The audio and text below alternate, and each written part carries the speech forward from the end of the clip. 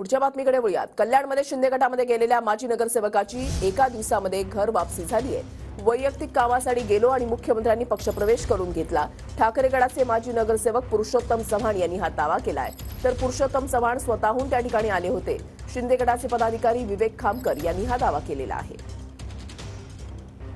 आपण शिंदे साहेबांना भेटायला गेलो होतो।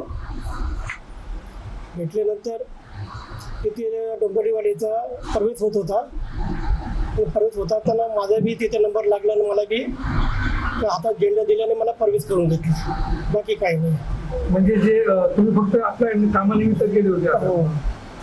पुरुषोत्तम चव्हाण कल्याणचे माजी नगरसेवक, खरं तर आम्हाला पण विशेष वाटलं की ते डायरेक्ट तिथे आले कसे, कारण नाही जेवढे आम्ही राजीनामा देणार होतो त्यांच्या लिस्टमध्ये होते आणि नाही पुरुषोत्तम चव्हाण यांचा आमचा कुठला संपर्क झाला होता।